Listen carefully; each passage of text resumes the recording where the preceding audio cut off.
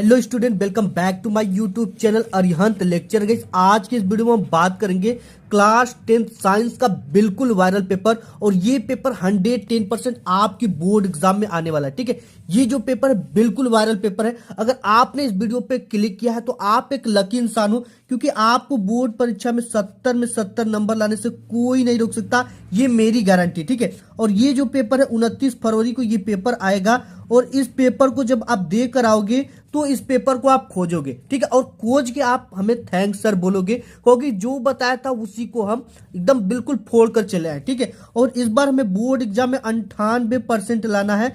ठीक है, 98% लाकर state level में अपना एक रैंक बनाना है। इसके लिए हमें इस प्रश्न पत्र का, ठीक है, ये जो पेपर है इसके पूरे प्रश्न को हमें हल करना पड़ेगा। ठीक है, और ये जो वीडियो पूरी सॉल्यूशन के साथ है, यानी इस वीडियो को देखने के बाद आपको कहीं भटकने की या क्वेश्चन के आंसर खोजने की जरूरत नहीं पड़ेगी। ठीक है, तो ये बिल्कुल वायरल कोड का वायरल पेपर है, 2024 और साइंस का पेपर है। ठीक है, ये इसके कुछ निर्देश दे दिए गए जिसे आप सिंपली पढ़ लेना। इसको पढ़ के मैं आपका समय वेस्ट नहीं करूंगा। सबसे पहले यहाँ पे देता आपको खंड अ, जिसमें मिलता है आपको बहुविकल्पी टाइप के प्रश्न। ठीक है, और यहां से देखो इसमें 3 खंड उपखंड है, उपखंड क, उपखंड ख और उपखंड ग। ठीक है, उपखंड क में आपको भौतिक विज्ञान के क्वेश्चन मिलेंगे, उपखंड ख में आपको रसायन विज्ञान के क्वेश्चन मिलेंगे और उपखंड ग में आपको जीव विज्ञान के क्वेश्चन मिलेंगे। ठीक है, तो यहाँ पे जो आपका ये खंड अ आता है, ये 20 मार्क्स की बहुविकल्पी टाइप के प्रश्न देता है। ठीक है,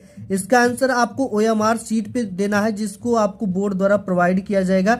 और इसके लिए आपको बोर्ड 1 आवर का समय प्रोवाइड कराता है, यानी 1 घंटे का समय आपको इस पूरे बहुविकल्पी का आंसर OMR सीट पे देने के लिए दिया जाएगा। तो इसमें सबसे पहला नंबर क्वेश्चन है कि एक अवतल लेंस द्वारा किसी वस्तु का बना प्रतिबिंब होता है। ठीक है, यहाँ पे किस लेंस की बात कर रहा है? ये अवतल लेंस की बात कर रहा है। इसके द्वारा बनाए गए प्रतिबिंब की स्थिति कैसी होती है? ठीक है, आभासी उल्टा व छोटा, कि आभासी सीधा व बड़ा, कि आभासी सीधा व छोटा, कि आभासी उल्टा व बड़ा। ठीक है, तो देखो जो अवतल लेंस के द्वारा बनाई गई जो इमेजेज होती है वो आभासी होती है, यानी केवल आभास किया जा सकता है, सीधा बनता है और वो छोटा, वस्तु से छोटा बनता है। तो ऑप्शन नंबर सी आपका क्या हो जाएगा? करेक्ट हो जाएगा। एंड दूसरा क्वेश्चन आपका है, दूरदृष्टि दोष के कारण वस्तु का प्रतिबिंब बनता है। यानी दूरदृष्टि दोष के कारण वस्तु का प्रतिबिंब कहाँ पे बनता है?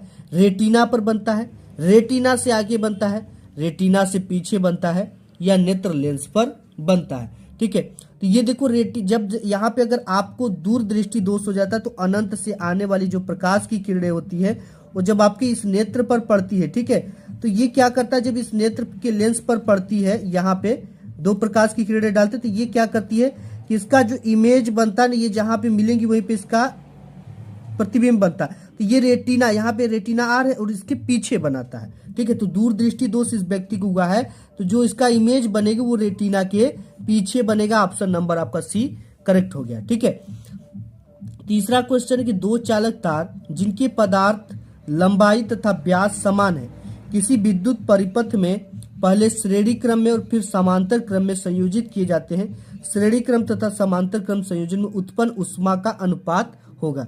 ठीक है, यहाँ पे ऊष्मा वाले सूत्र से आपको लगाना है। जब इसे आप हल करोगे इसका 1:4 आएगा। ठीक है, ये इसके बाद नेक्स्ट आपका चौथा क्वेश्चन है कि बिजली के बल्ब का तंतु, यानी जिसे फिलामेंट कहते हैं, जो 100 वाट की बल्ब हुआ करती थी पहले। ठीक है, आपने इस तरह का बल्ब देखा होगा और इस बल्ब में एक तंतु लगा होता था इस तरह का, यही तंतु क्या होता था? जलता था। ठीक है, ये किस चीज का बना होता है यही हमसे पूछ रहा है, नाइक्रोम का, स्टील का, टीन का, कि टंगस्टन का। ठीक है, तो ये जो बना हुआ था आपका टंगस्टन का बना हुआ था। किसका? टंगस्टन का। फिर 5वां क्वेश्चन है कि 1 माइक्रो ओम का मान होता है, ठीक है, 10 की पावर -9 ओम, 10 की पावर -6 ओम, 10 की पावर -3 ओम, 1 ओम। ठीक है, तो 1 माइक्रो ओम का जो मान होता है वो कितना होता है?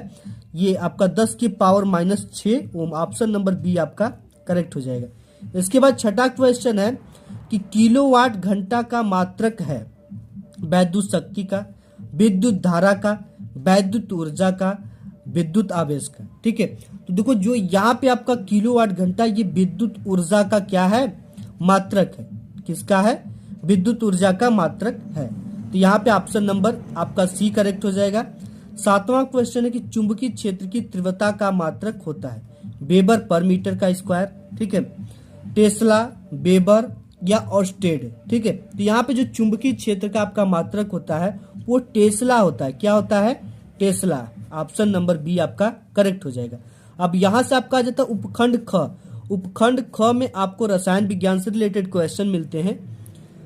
8वां क्वेश्चन की निम्नलिखित में से कौन सा तत्व तनु अम्ल के साथ संयोग करके हाइड्रोजन गैस निकालता है? क्लोरीन की तांबा की जस्ता जिंक की सल्फर, ठीक है। तो ये आप जो जस्ता जिंक होता है ना, ये तनु अम्ल के साथ सहयोग करके हाइड्रोजन गैस को निकालता है, ठीक है। तनु अम्ल कोई भी अम्ल आप ले सकते हो। इसके बाद आपका 9वां क्वेश्चन है कि निम्नलिखित में से कौन सा तत्व द्वितीय समूह का सदस्य है? लिथियम है कि मैग्नीशियम है कि यहाँ पे बोरान है कि सिलिकॉन है, ठीक है। तो यहाँ पे जो आपका ये Mg है, ठीक है, ये क्या है? द्वितीय समूह का सदस्य है। देख लेते 10वां क्वेश्चन। नेक्स्ट आपका 10 नंबर क्वेश्चन है कि संतृप्त हाइड्रोकार्बन में नहीं होता है एकल आबंध, चतुष्फलकीय संरचना, यहाँ पे सीसी आबंध कोण 109 अंश 28 मिनट का, या सी डबल बॉन्ड सी, ठीक है।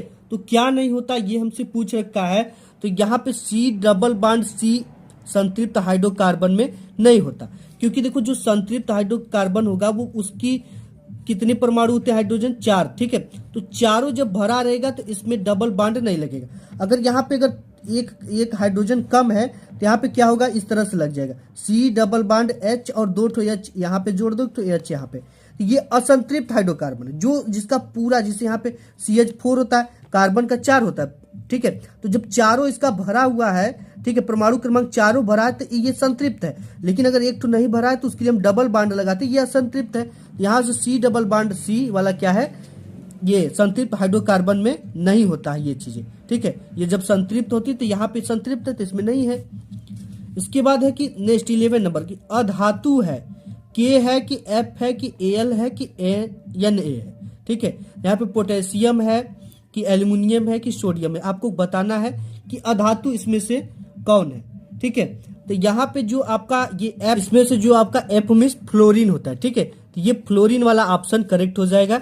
इसके बाद 12 नंबर नेक्स्ट क्वेश्चन है कि सोडियम कार्बोनेट का जलीय विलयन होता है, ठीक है। सोडियम कार्बोनेट Na2CO3 का जलीय विलयन होता है दुर्बल अम्लीय, प्रबल क्षारीय, क्षारी होता है कि उदासीन होता है, ठीक है। तो यहाँ पे ये जो होता है ये क्षारी होता है। सोडियम कार्बोनेट का जलीय विलयन क्षारी होता है। ऑप्शन नंबर सी करेक्ट हो जाएगा। इसके बाद 13 नंबर क्वेश्चन है कि निम्न में से कौन सी धातु ठंडे जल से हाइड्रोजन गैस निकालती है? तांबा निकालता है कि सोना की, पोटेशियम की, एल्यूमिनियम? तो यहाँ पे आपका ये जो पोटेशियम है ये ठंडे जल के साथ हाइड्रोजन गैस निकालती है। ऑप्शन नंबर सी करेक्ट हो जाएगा। यहाँ से चालू होता है उपखंड ग, जिसमें जीव विज्ञान से रिलेटेड क्वेश्चन है। नेक्स्ट 14 नंबर क्वेश्चन की मुकुलन पाया जाता है प्लेनेरिया में, हाइड्रा में, लिस्मानिया में कि उपर्युक्त सभी में, ठीक है। तो यहाँ पे जो आपका मुकुलन पाया जाता है वो हाइड्रा में पाया जाता है। किसमें? हाइड्रा में। 15 नंबर क्वेश्चन है कि निम्नलिखित में कौन सा मानव में मादा जनन तंत्र का भाग नहीं है? मादा मतलब जो स्त्री होती है उन्हें मादा कहते हैं, तो उनका इसमें से कौन सा अंग नहीं, कौन सा भाग नहीं है? अंडाशय स्त्री का है, गर्भाशय भी है, शुक्रवाहिका ये नर जनन तंत्र का भाग है, ठीक है। डिम्बवाहिनी जो है ये भी स्त्री का है, तो शुक्रवाहिका जो ये नहीं है मादा जनन तंत्र का भाग, ये नर जनन तंत्र का भाग है, ठीक है। इसके बाद 16 नंबर क्वेश्चन है कि स्वपोषी पोषण के लिए क्या आवश्यक है? स्वपोषी मतलब जो अपना पोषण स्वयं करता है उसके लिए क्या आवश्यक है? कार्बन डाइऑक्साइड तथा जल की, क्लोरोफिल की, सूर्य का प्रकाश की, उपयुक्त सभी, ठीक है। तो यहाँ पे आपका उपयुक्त सभी यानी कि जो स्वपोषी होते हैं उन्हें कार्बन डाइऑक्साइड तथा जल, क्लोरोफिल, सूर्य का प्रकाश, उपयुक्त सभी आवश्यक है। 17 नंबर क्वेश्चन है कि मनुष्य में प्रमुख उत्सर्जी अंग है? त्वचा है, फेफड़े हैं, आहार नल है कि वृक्क है, ठीक है। तो यहाँ पे जो आपका वृक्क है ये क्या है? उत्सर्जी अंग है। ये क्या है? उत्सर्जी अंग है वृक्क। 8वां क्वेश्चन है पित्त रस का स्राव होता है पित्ताशय से, यकृत से, अग्नाशय से कि आमाशय से, ठीक है। तो यहाँ से जो आपका पित्त रस का स्राव होता है वो यकृत से होता है। कहाँ से होता है? यकृत से। बहुत सारे बच्चे पित्ताशय मार के चले जाते हैं, लेकिन गलत हो जाता है, यकृत से। ठीक है। 19 नंबर क्वेश्चन की परिवार नियोजन की स्थायी विधि है गर्भ निरोधक गोलियां, निरोध का प्रयोग, वैसेक्टोमी की गर्भ समापन, गर्भपात। जो स्थायी जो विधि है वो क्या, ये चीजें हमसे पूछ रखा है। ठीक है। तो देखो जो वैसेक्टोमी होता है, ठीक है, ये एक तरह की प्रक्रिया होती है, ये परिवार नियोजन की स्थायी विधि होती है। ठीक है। इसके बाद 20वां क्वेश्चन है कि मनुष्य में स्पाइनल तंत्रिकाएं होती हैं, जो पीछे आपकी रीढ़ हड्डी होती है वो स्पाइनल तंत्रिकाएं होती है। कितने जोड़ी होती है? 31 जोड़ी की, 21 जोड़ी की, 41 जोड़ी की, 11 जोड़ी होती है। ठीक है। तो ये 31 जोड़ी होती है। ऑप्शन नंबर ए आपका करेक्ट हो जाएगा। ठीक है। अब यहां से मेन चीजें आती है, कॉपी लिखने की शुरुआत करना आंसर शीट पे कैसे करना। ये उपखंड आपका ब आ जाता है, जिसमें आपको डिस्क्रिप्टिव टाइप के क्वेश्चन मिलते हैं। ये पूरे यहां से आपको 50 मार्क्स लाना है। कितने मार्क्स लाना है? एक भी नंबर आपके नहीं कटवाने हैं।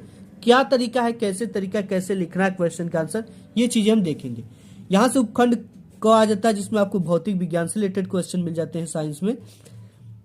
पहला क्वेश्चन है 15 सेमी फोकस दूरी वाले अवतल दर्पण, दर्पण देखना है, बहुत जरूरी है, सामने 30 सेमी की दूरी पर, यहां पे u की वैल्यू दे दिया। ठीक है। और ये f की वैल्यू दे दिया। 2 सेमी लंबा यानी h की वैल्यू दे दिया। एक वस्तु रखी है, बनने वाले प्रतिबिंब की स्थिति यानी v बराबर क्वेश्चन मार्क, प्रकृति तथा आकार लंबाई ज्ञात कीजिए। ये आपको 4 नंबर बोर्ड एग्जाम में मिलने हैं। यहां से इसको कैसे देखेंगे, कैसे हल करना है, आइए हम देख लेते हैं इसको आंसर शीट पे। इसमें सबसे पहले हम क्या करेंगे, जो जो वैल्यू दिया उसको हम लिख देंगे। ठीक है। यहाँ पे फोकस की वैल्यू दे रखा है, तो हम यहाँ पे लिख देंगे कि f बराबर 15 सेमी। ठीक है। अब यहाँ पे हमने 15 सेमी लिख दिया, लेकिन ये जो है ना, ये कौन सा दर्पण है? अवतल दर्पण है। तो जब भी फोकस रखा जाता है तो एक सूत्र आप याद कर लो, f बराबर अरुद। ठीक है। इसका मतलब ये होता है कि जो फोकस होता है अवतल दर्पण में फोकस ऋणात्मक होता है, एंड उत्तल दर्पण में फोकस जो होता है वो धनात्मक होता है। डी मतलब धनात्मक, आर मतलब ऋणात्मक। ठीक है। इस सूत्र से आपको, ये अवतल दर्पण है, तो यहाँ पे जो फोकस होगा वो अरुद यानी अवतल में फोकस ऋणात्मक होगा, या मतलब ऋणात्मक होगा। ठीक है। तो यहाँ पे माइनस हो जाएगा फोकस। इसके बाद है 30 सेमी की दूरी, यानी u की जो वैल्यू है वो 30 सेमी थी। इस 30 को हर समय दूरी को माइनस में रखते हैं। ठीक है, सेमी। इसके बाद है 2 सेमी लंबाई, यानी h की वैल्यू भी दे रखा है 2 सेमी इसकी लंबाई। एंड इसके बाद क्या है, प्रतिबिंब की स्थिति हमसे पूछ रखा है, यानी v बराबर क्वेश्चन मार्क हमसे पूछ रखा है। इसी चीज को हमें निकालना है, एंड दूरी को, इसकी ऊंचाई को भी फाइंड करनी है। कैसे करेंगे, यहाँ पे हल लिखेंगे और लिखेंगे कि दर्पण के सूत्र से, दर्पण का सूत्र क्या होता है, 1/f बराबर 1/v प्लस 1/u। ठीक है, ये v है। अब इस पे क्या करेंगे, जो वैल्यू दिया उसे लिख देंगे। कैसे लिखेंगे आइए देखते हैं। 1/f की जगह पे कितना दिया है, -15 सेमी दिया है, ये हो गया, बराबर 1/v की वैल्यू नहीं दिया है, तो इसको हम इसी तरह लिख देंगे, प्लस 1/u की वैल्यू क्या है, -30 सेमी है, रख देंगे -30 सेमी। ठीक है। अब यहाँ पे हम सॉल्व करेंगे कि 1/-15 बराबर 1/v, और ये माइनस और प्लस मिलकर क्या हो जाएंगे, माइनस हो जाएंगे। ठीक है, -1/30 ये हो गया। अब यहाँ पे 1/v अपने जगह पे है, और ये माइनस में 1/30, तो 1/30 इधर आएगा तो प्लस का हो जाएगा। ठीक है, तो यहाँ पे हो जाएगा 1 - 1/15, और ये इधर आ जाएगा तो प्लस में हो जाएगा, प्लस 1/30। 1/v अपने जगह पे पड़ा हुआ है, तो ये अगर पड़ा हुआ है अपने जगह पे, 1/v इधर लिख देंगे हम। अब इसमें क्या LHS ले लेंगे, 30 LHS ले लेंगे। ठीक है, लसा ले लेंगे जो सामान दोनों से कट जाए, तो 15 दूना के 30। ठीक है, 2 बार में 1 कट रहा है और 2 का मल्टीप्लाई हम ऊपर कर देंगे, तो ये हो जाएगा आपका -2। फिर 30 1 कम 30, 1 बार में कट रहा है, 1 का मल्टीप्लाई इधर कर देंगे, प्लस का 1 हो जाएगा। अब देखो, अगर आप इसको नहीं करना चाहते तो इस तरह से भी कर सकते, इसका मल्टीप्लाई इधर, इसका मल्टीप्लाई इधर, एंड इसका मल्टीप्लाई इन दोनों का इधर। ठीक है, ये थोड़ा सा लॉन्ग प्रोसेस हो जाता है, ये थोड़ा शॉर्ट प्रोसेस होता है। 30 हमने लसा ले लिया, और इस 15 30 से 2 बार में कटा है, 2 जो बचा तो 2 का मल्टीप्लाई 1 में कर देते तो 1 हो जाता है। 30 1 बार में कहा, इसमें 1 का मल्टीप्लाई कर देंगे तो 1 हो जाएगा। ठीक है, अब यहाँ पे हम क्या करेंगे, -2 और +1 है। जब दो विपरीत चिन्ह होते हैं तो आपस में घट जाते हैं, और चिन्ह हमेशा बड़ी वाली संख्या का ही लिखते हैं। तो -2 और प्लस है तो घट जाएंगे, और चिन्ह किसका लिखेंगे, हर समय बड़ी वाली संख्या का लिखेंगे। तो -2 में से +1 जाएगा तो 1 बचेगा, बट्टे के 30 है। ठीक है, अब यहां से आपका हो जाएगा 1 बट्टे के भी बराबर माइनस का 1 बटा के 30। अब भी का मल्टीप्लाई इधर कर दो तो क्या हो जाएगा, भी और -30 का इधर कर दोगे तो -30, यानी भी की जो वैल्यू है वो -30 आ गई। या फिर इसको उल्टा कर दोगे तो ये भी उल्टा हो जाती है। ठीक है, ये प्रोसेस शार्ट प्रोसेस होता है। तो भी का तो प्रतिबिंब की स्थिति -30 आ गई। अब हमसे इससे पूछ रखा है कि इसकी यहाँ पे देख सकते हो आप, ये पूछ रखा है लंबाई भी हमें ज्ञात करना है। क्या लंबाई? अब लंबाई का जो फार्मूला होता है, जो सूत्र होता है, वो क्या होता है, इसके सूत्र से हम निकालेंगे। ठीक है, हम जानते हैं कि m बराबर होता है I/O बराबर V/U। ठीक है, -V/U। अब I/O की जगह पे H/H' लिख सकते हैं। ठीक है, जैसे यहाँ पे हम लिख देंगे H/H'। ठीक है, या आप इसको H/H' लिख देंगे और माइनस का -V/U है। ठीक है, ये हो गया। अब H की वैल्यू यहाँ पे दे रखा है कितना, 2 सेमी। तो हम यहाँ पे पुट कर देंगे 2 सेमी अपान में H' बराबर माइनस का माइनस लिख देंगे। V की वैल्यू क्या है, V की वैल्यू हम निकाले हैं जस्ट -30 है, यहाँ पे रख देंगे -30 बट्टे में U की वैल्यू क्या है, U की वैल्यू -30 है, यहाँ पे तो रख देंगे -30। अब ये माइनस से माइनस कट जाएगा, यानी माइनस माइनस जब मल्टीप्लाई करोगे तो प्लस हो जाएगा। तो ये आपका हो जाएगा 2/H' इक्वल 30 बटे के -30। ये इसे रिला गया। ठीक है, अब जब ये रिलाया तो आपका आएगा 2/H' इक्वल -1। ठीक है, अब H', अब देखो हम क्या करेंगे, इसका मल्टीप्लाई इधर कर देंगे। ठीक है, ये आपको कुछ नहीं करने आता तो सिंपल इस तरह से कर लो, बट्टे में 1। 1 का मल्टीप्लाई इधर कर दोगे तो 2 हो जाएगा। H इसमें करोगे, H का -1 में करोगे तो माइनस का H' आ जाएगा। अब देखो H' माइनस का है और ये प्लस का 2 है, तो माइनस से मल्टीप्लाई दोनों में कर देंगे तो ये प्लस हो जाएगा और ये माइनस हो जाएगा। ठीक है, तो H बराबर भी आपकी जो लेंथ आई है वो -2 आया है, H' बराबर। आप इसको इस तरह से भी कर सकते हो, इसको उल्टा कर दोगे तो ये भी उल्टा हो जाएंगे। ठीक है, या इसका मल्टीप्लाई इधर, इसका मल्टीप्लाई इधर कर सकते हो। बिल्कुल आसान प्रोसेस है। अगर ना समझ में आए तो आप कमेंट कर देना, मैं इसको पूरी डिटेल्स में आपको PDF भेज दूंगा। ठीक है, तो ये पूरी आ गई प्रोसेस। अब जो हमारी प्रतिबिंब बनी है वो कैसा बना है, देखो माइनस में आया है, 30 जो है माइनस में आया, तो ये प्रतिबिंब वास्तविक बना है, लेकिन माइनस आता है तो उल्टा होता है। ठीक है, तो यहाँ पे लिखेंगे जो प्रकृति है इसकी, तब जाकर हमको 4 नंबर मिलेंगे। प्रकृति जो है वो क्या है, प्रतिबिंब की वास्तविक है, वास्तविक प्रतिबिंब बना है। एंड इसकी जो और कैसा बना है, उल्टा बना है, माइनस आया तो उल्टा और वास्तविक बनता है। ठीक है, तो ये आपका पूरा यहाँ से 4 नंबर आप लेकर आओगे। इस क्वेश्चन को तैयार कर लेना। एंड नेक्स्ट क्वेश्चन देख लेते हैं। नेक्स्ट क्वेश्चन आपका ये है दूसरा नंबर। ये दे रखा कि वर्ण विक्षेपण से आपसे क्या तात्पर्य है। ठीक है, सूर्य के प्रकाश स्पेक्ट्रम यानी वर्णक्रम में विभिन्न वर्ण क्यों प्राप्त होते हैं, इसका भी आपको कारण बताना है। ठीक है, सबसे पहले वर्ण विक्षेपण जानेंगे कि क्या है। देखो प्रश्नोत्तर संख्या 2 है कि जब सूर्य का प्रकाश जब कांच के प्रिज्म में से गुजरता है तो उसकी दूसरी ओर स्थापित एक पर्दे पर सप्तवर्ण प्रक्रिया प्राप्त होती है, यानी 7 रंग प्राप्त होती है।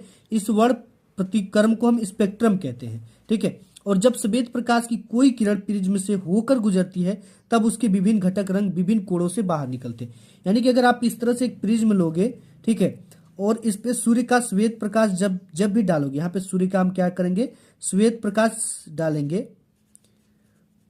सूर्य प्रकाश या श्वेत प्रकाश इसे कहते हैं। जैसे हम इस पे डालते हैं ये प्रकाश क्या होती है कि 7 रंगों में विभक्त हो जाती है। ठीक है, इस तरह से 7 रंगों में ये विभक्त होती है, इस तरह से। ठीक है, ये क्या करती है, 7 रंगों में विभक्त हो जाती है। पहले आपको यहाँ पे बैगनी मिलेगा रंग और लास्ट में क्या मिलता है, लाल। यहाँ पे इसका सूत्र जो होता है बैनी आहपी नाला होता है, बैनी आहपी नाला। ठीक है, तो यहाँ पे आप सभी रंग को, जैसे यहाँ पे बैगनी हो गया, ठीक है, इसके बाद हो गया आपका नीला हो गया, इसके बाद आपका हो गया मतलब ऑरेंज कलर का हो गया, ऑरेंज, और इसके बाद ह मतलब हरा हो गया, पी मतलब पीला हो गया।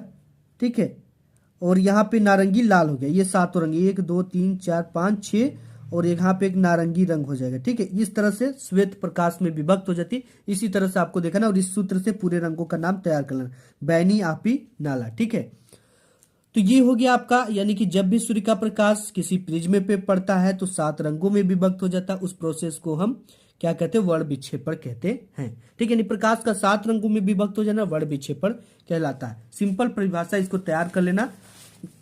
इसके बाद आपको चित्र सहित बनाकर भी दिखाना है, समझाना है।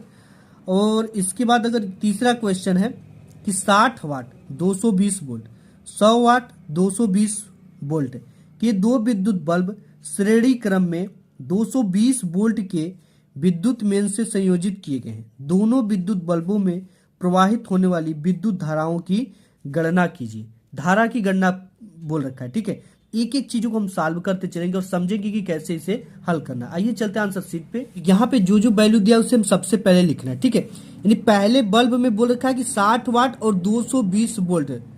ठीक है, तो पहले बल्ब के लिए लिखेंगे और इसका हम प्रतिरोध निकालेंगे। ठीक है, पहले बल्ब के लिए लिखेंगे पहले, या आप इस तरह से लिख सकते हो पहला बल्ब के लिए, पहला बल्ब के लिए, पहले बल्ब के लिए जो आपका यहाँ पे पावर दिया है यानी पी की वैल्यू वो 60 वाट है। पी बराबर कितना है, 60 वाट है।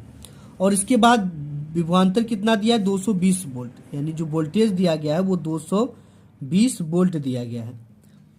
अब इसके बाद इसका हमें प्रतिरोध निकालेंगे। प्रतिरोध बराबर जानते हैं आर बराबर वी का स्क्वायर बाई पी होता है।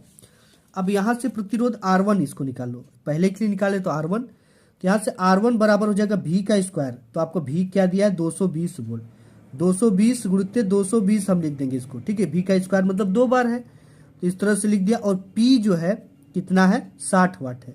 60 वाट, एक जीरो से एक जीरो कट गया। अब 22 का 22 में मल्टीप्लाई करोगे तो ये हो जाएगा 484, और एक जीरो बचा है तो एक जीरो यहाँ पे लगा दो। ठीक है, सिंपल इसी तरह से आपको एग्जाम में मल्टीप्लाई करके अपना समय बचाना है। अब 6 है। ठीक है, 6 का भाग दोगे तो R1 बराबर क्या आ जाएगा, यहाँ पे 8 6 के 48। ठीक है, फिर 8 6 के 48, फिर 40 है तो फिर जीरो लगा देंगे, फिर 6 6 के 36, 6 6 के 36। ठीक है, पॉइंट, फिर 6 6 के 36 आ जाएगा 40 में, फिर इस तरह से आता रहेगा। तो ये हो गया आपका R1 बराबर 806 ओम। ठीक है, अब यहाँ से दूसरे बल्ब के लिए क्या दे रखा है, 100 वाट दे रखा है और 220 वोल्ट दे रखा है। तो हम यहाँ पे लिखेंगे दूसरे बल्ब के लिए। इन सब चीजों को आप तैयार कर लेना। ठीक है, ये बोर्ड एग्जाम में आएंगे आपके दूसरे बल्ब के लिए। तो दूसरे बल्ब के लिए क्या क्या दे रखा है, पावर की वैल्यू दे रखा है 100 वाट, कितना है 100 वाट, और जो वोल्टेज है वो कितना है 220 वोल्ट है। ठीक है, अब इसके लिए अगर हम वो निकालेंगे प्रतिरोध, तो आर बराबर इसका भी हो जाएगा वी का स्क्वायर बाई पी सूत्र से, ये R2 हो जाएगा दूसरे के लिए। तो यहाँ से आपका R2 इक्वल हो जाएगा वी का स्क्वायर मतलब 220 का स्क्वायर हो जाएगा, 220 गुणित 220 स्क्वायर है तो 2 बार लिखेंगे। पी का वैल्यू कितना है 100 वाट, यहाँ से एक जीरो से एक जीरो गया, एक जीरो से एक जीरो गया, 22 22 हम 484। तो ये तो आपका सिंपल आ गया, R2 की वैल्यू 484 ओम। अब देखो हम इतना निकाल लिया, अब हमसे तुल्य प्रतिरोध पूछ रखा है इसमें। यहाँ पे प्रवाहित होने वाली विद्युत धाराओं की गणना कीजिए। धाराओं की गणना करना है तो सबसे पहले हम तुल्य प्रतिरोध निकालेंगे। ठीक है, श्रेणी क्रम में है तो तुल्य प्रतिरोध, और वोल्टेज जो है 220 वोल्ट पे, तो तुल्य प्रतिरोध का मतलब होता है, अगर हम यहाँ से निकाले तुल्य प्रतिरोध R डैश बराबर, ठीक है, यहाँ से तुल्य प्रतिरोध, इसे केवल R भी आप लिख सकते हो। तो हमने एक प्रतिरोध यहाँ पे R1 निकाला है और एक प्रतिरोध यहाँ पे R2 निकाला है, इन दोनों को जोड़ देंगे R1 प्लस R2, तब हमारा तुल्य प्रतिरोध निकलेगा। ये है आपका 806.6। तो यहाँ पे लिख देंगे पहला R1 है 806.6 प्लस ये है आपका 484 ओम, इसे हमने लिख दिया। अब हमें सिंपली ऐड करना है, तो यहाँ पे सबसे पहले पॉइंट का 6 लगा देंगे, इसे तो हमें जोड़ना ही नहीं है। अब यहाँ पे 6 4 10 हो जाएगा, 8 और 0 ठीक है 9 हो जाएगा, और यहाँ पे 8 और 4 12 हो जाएगा, यानी 1290.6 आपका आर की वैल्यू आ गया। अब हमसे क्या पूछ रखा है, इसमें धारा निकालिए। ठीक है, ये देखो वाली विद्युत धाराओं की गणना कीजिए। धारा, तो हम धारा के लिए जानते हैं विद्युत धारा का ओम का नियम, आर बराबर होता है वी बाई आई, ये हमने ओम का नियम पढ़ा है। अब यही से हम धारा निकाल लेंगे सिंपल। आई का वैल्यू दिया है, आई बराबर आपका हो जाएगा V बाई आर। ठीक है, ये आई इधर जाएगा तो आर इधर आ जाएगा, गुणा में इस पर आएगा तो भाग में हो जाएगा। सिंपल है ना। इसके बाद V का वैल्यू इसमें कितना है, 220 वोल्ट देखो अलग से दिया है यहाँ पे 220 वोल्ट। ठीक है, तो वोल्टेज कितना हो गया 220 वोल्ट। इसी पे हमें धारा निकालने के लिए बोल रहा है। आर की वैल्यू कितना निकाले 1290.6। अब इसका हमें क्या करना है, इसमें भाग देना है। यहाँ से धारा आई बराबर, इसमें आप भाग दोगे तो सबसे पहले 0 बढ़ाओगे और पॉइंट लगाओगे। यहाँ पे एक 0 बढ़ गया इससे। अब ये 22 हो गया, ये 1290 हो गया। ठीक है, तो 12 दूना की 24 हो जाएगा, एक ही बार में जाएगा। फिर इसके बाद भाग बचेगा 0.7। ठीक है, इतना ही एम्पियर आपका आंसर आ जाएगा। इसे ब्लैक पेन से इस तरह से करना है और फाइनल में आंसर लिख देना है। ठीक है, ये चीजें। नेक्स्ट देख लेते हैं क्या है क्वेश्चन। नेक्स्ट आपका अगर ये क्वेश्चन नहीं आता ना तो यहाँ पे थ्योरी दे दिया अथवा में दे रखा है कि किसी चालक के प्रतिरोध से आपका क्या तात्पर्य है, ये किन किन कारकों पर निर्भर करता है, ये आपको बताना है। ठीक है, तो यहाँ पे अथवा में है, इसका हम आंसर देख लेते हैं। ये हमसे पहले पूछेगा कि किसी चालक के प्रतिरोध से क्या तात्पर्य, ये किन किन कारकों पर निर्भर करता है।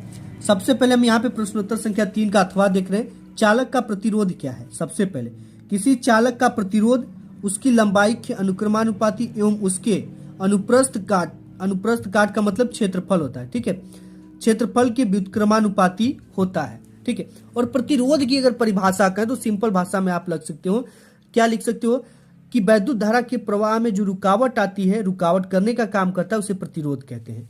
ठीक है, वैद्युत धारा के प्रवाह में जो रुकावट डालता है उसे प्रतिरोध कहते हैं। प्रतिरोध बराबर होता है आर प्रोपोर्शनल L बाई ए। ठीक है, L बाई ए होते हैं ये चालक का प्रतिरोध। अब यहाँ पे जब हम इस रोह को हटाएंगे, इसको मतलब क्या लिख सकते हैं, जो प्रतिरोध होता है, जो प्रतिरोध होता है वो क्या करता है, चालक की लंबाई के अनुक्रमानुपाती होता है। ठीक है, यहाँ पे लिख देंगे कि चालक के लंबाई के अनुक्रमानुपाती होता है। ये किन किन कारकों पे निर्भर करता है इसे हमें लिखना है। ठीक है, लंबाई के, यहाँ पे चालक तार की लंबाई के अनुक्रमानुपाती होता है, ठीक है, ये हो गया। और यहाँ पे देखो क्या है, इसके क्षेत्रफल के व्युत्क्रमानुपाती होता है, चालक तार के क्षेत्रफल के व्युत्क्रमानुपाती होता है। ठीक है, ये चीजें हमें लिखना है, इसका किन किन कारकों पे निर्भर व्युत्क्रमानुपाती होता है। ठीक है, इसको हमें लिखना है। अब देखो जो ये चालक है, प्रतिरोध है, ये चालक तार के लंबाई के अनुक्रमानुपाती होता है और उसके क्षेत्रफल के व्युत्क्रमानुपाती होता है। और जब हम इस प्रोपोर्शनल को हटाएंगे, कोई कॉन्सोनेंट राशि जोड़ते हैं तो यहाँ हटाएंगे तो हम इसका क्या जोड़ देंगे, रोह इंटू L बाई ए। इसका ये प्रतिरोध का सूत्र हो गया। ठीक है, और इसका मात्रक क्या होगा, ओम होगा। तो ये इस तरह से आपको लिखना है। ठीक है, ये चीजें R बराबर रोह इंटू L बाई ए। ठीक है, तो चालक का प्रतिरोध का ये पूरा इसका परिभाषा हो गया। और ये किन किन कारकों पर निर्भर करता है, चालक तार के लंबाई के अनुक्रमानुपाती होता है और चालक तार के क्षेत्रफल के व्युत्क्रमानुपाती होता है। ठीक है, इस चीज को हमें लिखना है। नेक्स्ट देख लेते हैं। नेक्स्ट आपका चौथा नंबर क्वेश्चन है कि किसी परिनालिका में प्रवाहित वैद्युत धारा के कारण उत्पन्न चुंबकीय क्षेत्र को चित्र के द्वारा समझाइए। ठीक है, तो इसको हम चित्र की सहायता से देखेंगे। आइए देखते हैं आंसर शीट पे। अब यहाँ पे हम सबसे लिखेंगे प्रश्नोत्तर संख्या 4। ठीक है, और ये जो काम करता है वो विद्युतीय चुंबकीय प्रेरण के हिसाब से काम करता है। सबसे पहले हम विद्युतीय चुंबक प्रेरण जानेंगे क्या है। तो वैद्युत चुंबकीय प्रेरण है कि जब कभी भी किसी विद्युत चालक या कुंडली और चुंबक से संबद्ध चुंबकीय क्षेत्र के मध्य सापेक्ष गति होती है तो कुंडली में प्रेरण के कारण विद्युत धारा प्रवाहित होती है। इसको हम समझेंगे चित्र की सहायता से। कैसे है, यहाँ पे देखो, एक चुंबक को कुंडली की ओर ले जाने पर, ठीक है, यहाँ पे एक चुंबक हमने ले लिया। ये चुंबक यहाँ पे इसका एक पोल है नॉर्थ और एक पोल है साउथ। ठीक है, अब इसके पास हम ला रहे हैं, ये धारा नहीं बहेगी। जब हम इसके पास लेकर आएंगे ना, तब इस कुंडली में आप देखोगे तो इसका जो ये अमीटर लगा है यहाँ पे, गैल्वेनोमीटर या मीटर, जो धारा को मेजरमेंट करने के लिए लगता है। ठीक है, तो इसमें क्या होगा कि इसके सुई में इस तरह का एक विक्षेप उत्पन्न हो जाएगा।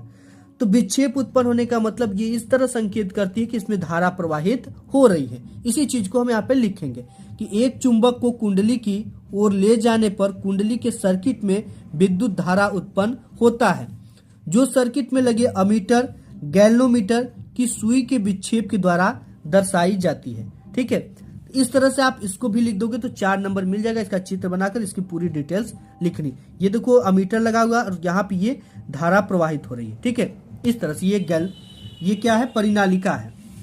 देखिए हमसे 2 चीजें बोल रखा है। ठीक है, पहला 6 नंबर का क्वेश्चन ये है, ये वाला। ठीक है, ये 3 + 3। पहले हमें क्या करना है कि R1 अथवा में R1 R2 तथा R3 तीन प्रतिरोधों को पार्श्व क्रम में जोड़ना है। पार्श्व क्रम का मतलब होता है समांतर क्रम में। ठीक है, इसके बाद इस चीज को हमें हल करना है। 3 नंबर हमें इसको मिलेगा। यहाँ पे हम जोड़ लेते हैं। यहाँ पे देखो एक चित्र बना लिया, एक सर्किट बना लिया और यहाँ पे इसको जोड़ दिया R1 और यहाँ पे जोड़ दिया R2 और यहाँ पे जोड़ दिया R3। अब हम A तथा B के बीच हमें क्या बोलना है, पार्श्व क्रम में जोड़ा गया संयोजन के तुल्य प्रतिरोध का व्यंजन व्युत्पन्न करना है। ठीक है, इसके लिए हमें इसका चित्र बनाना और व्यंजन व्युत्पन्न करने के लिए हम लिखेंगे कि समांतर क्रम में जो प्रतिरोध होता है वो क्या होता है, 1/R equal 1/R1 plus 1/R2 plus 1/R3 होता है। ठीक है, ये होता है। आप इसका 3 नंबर आपको मिलेगा, चित्र के बनाकर इसको लिखना है। ठीक है, ये इसका व्यंजक हो गया। अब इसके बाद हमें 3 नंबर मिलेगा इस चित्र को हल करने के लिए। दे रखा है कि संयोजन के तुल्य प्रतिरोध का व्यंजक व्युत्पन्न कीजिए। ये हो गया। सम्मुख चित्र में बिंदु ए तथा सी के बीच तुल्य प्रतिरोध निकालिए। ए यहाँ पे है और सी यहाँ पे, इसके बीच हमें तुल्य प्रतिरोध निकालना है। सबसे पहले ये चीज हमें किस क्रम में दे रखा है, पार्श्व क्रम में, समांतर क्रम में। इसको हम जोड़कर श्रेणी क्रम में बना लेते हैं। कैसे बनाना है, देखो जब हम इसको हल करेंगे तो कैसे ये हो जाएगा, इसको इस तरीके से रहने दो। ये 2 ओम है तो 2 ओम रहने दीजिए। एंड इसके बाद है नेक्स्ट आपका 3.5 ओम। ठीक है, यहाँ पे इस प्रतिरोध को भी रहने दीजिए और यहाँ पे पॉइंट बी।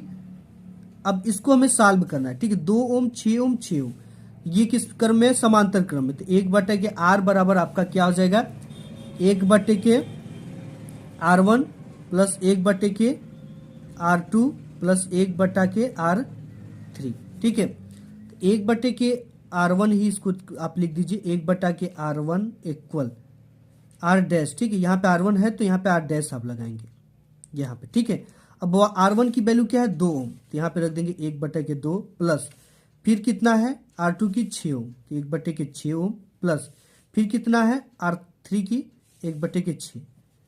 अब इसे हमें हल कर लेना है। ठीक है, तो 1/R डैश इक्वल कितना हो जाएगा, अब इसमें 6 लसा ले लेंगे, 6 ले लिया।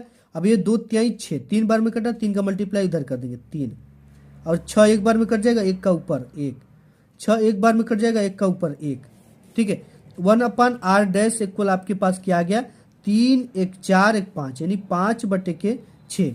अगर यहाँ से R डैश की वैल्यू निकालेंगे, ठीक है, तो इसका मल्टीप्लाई अगर नहीं आता समझ में, आप उल्टा कर देना। ठीक है, R1 की करेंगे तो ये भी उल्टा हो जाएगी। जैसे मैं आपको बता दूं, अगर यहाँ पे R1 हम निकालेंगे ना तो ये चीजें उल्टा हो जाएगी, 6/5 हो जाती है। अगर आपको नहीं समझ में आता तो R1 की मल्टीप्लाई इधर कर लीजिए, तो ये हो जाएगा R1 गुणित 5 और 6 का इधर कर लेंगे बराबर 6। ठीक है, अब यहाँ से R1 ये गुणा में इस पर जाएगा तो भाग में हो जाएगा, तो R1 बराबर हो जाएगा 6/5 ओम। ठीक है, इस तरह से। अब ये जो श्रेणी आपकी बन जाएगी, ये कुछ इस तरह से बन जाएगी।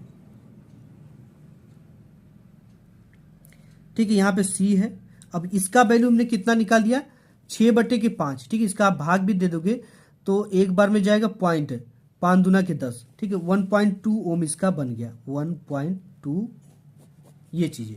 ठीक है, अब ये श्रेणी क्रम में हो गया, ये श्रेणी क्रम में हो गया, ये श्रेणी क्रम में हो गया।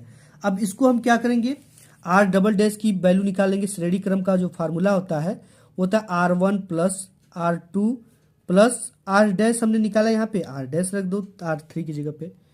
अब यहाँ पे R डबल डैश की जो वैल्यू हो गई, R1 की वैल्यू क्या है, 2 ओम है, यहाँ पे रख देंगे 2 ओम प्लस R2 की वैल्यू है कितना, 3.5 ओम, 3.5 ओम। ठीक है, प्लस अब इसकी कितना है 1.2 ओम, 1.2 ओम। ओम लिखो चाहे मत लिखो, ठीक है, इसको लिखा नहीं जाता प्लस के समय। तो R डबल डैश बराबर आपका हो जाएगा, इसको जोड़ दो 3 2 5, 5.5 और इसको जोड़ दो 1.2 को, तो ये हो जाएगा आपका R डबल डैश बराबर 7.2 6, ठीक है, 6.7, 5 और 2 7, 5 1 6, और ये आपका हो जाएगा ओम। ये आपका ए तथा बी के बीच, ठीक है, ए तथा सी के बीच जो हमारा तुल्य प्रतिरोध निकल गया, वो क्या निकल कर आ गया, तुल्य प्रतिरोध, वो 6.7 ओम निकल कर आया है। ठीक है, इसको ब्लैक पेन से अंडर लाइन उसमें कर देना है, इस तरह का लाइन में। अब इसके बाद देखो, ये तो हमने निकाल लिया, इसको हल भी कर लिया, यहाँ से 6 नंबर पा भी लिया। अब यहाँ पे जो नेक्स्ट क्वेश्चन आता है, यहाँ से उपखंड ख चालू हो जाता है, जिसमें आपको रसायन विज्ञान से रिलेटेड क्वेश्चन होते हैं। 5वां है, निम्नलिखित में से प्रत्येक के 2 उपयोग लिखिए। धावन सोडा का 2 उपयोग लिखना है और विरंजक चूर्ण का। ठीक है, इसके बाद ख नंबर है कि संतृप्त तथा असंतृप्त हाइड्रोकार्बन को 2 उदाहरणों द्वारा समझाइए। 6वां है कि एल्कोहल एवं अम्ल के मध्य अभिक्रिया क्या कहलाती है, समीकरण भी दीजिए। ख नंबर है कि एस्टिक अम्ल के 2 रासायनिक गुणधर्मों के रासायनिक समीकरण लिखिए। ठीक है, 7वां है कि भर्जन से आप क्या समझते हैं, उदाहरण सहित समझाइए।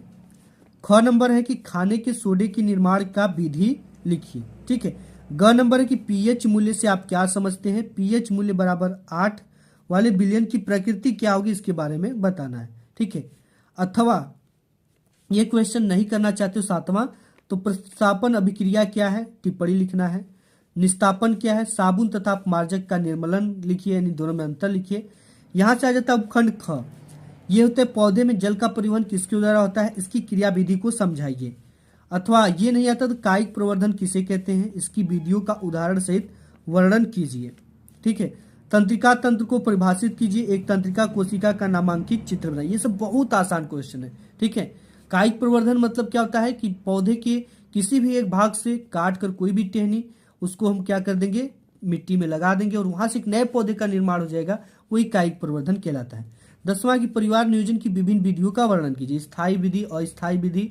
ठीक है, ये सब आपको इसका विभिन्न और भी जो विधि है, ठीक है, उनका भी वर्णन करना है। 11 नंबर की पादप हार्मोन्स क्या है कि 3 पादप हार्मोन्सों के नाम लिखिए तथा उनके कार्यों का भी वर्णन कीजिए। अथवा अगर ये नहीं है तो मानव पाचन तंत्र का नामांकित चित्र बनाइए, पाचन क्रिया का भी वर्णन कीजिए। ठीक है, इसके साथ ही साथ मैं आपको ये जो विज्ञान है इसका 4 सेट करवाऊंगा। अगर इन चारों सेट को आप हल कर लेते हो तो विज्ञान की औकात नहीं है कि इससे बाहर एक भी क्वेश्चन आए और आप बोर्ड एग्जाम में 70 में 70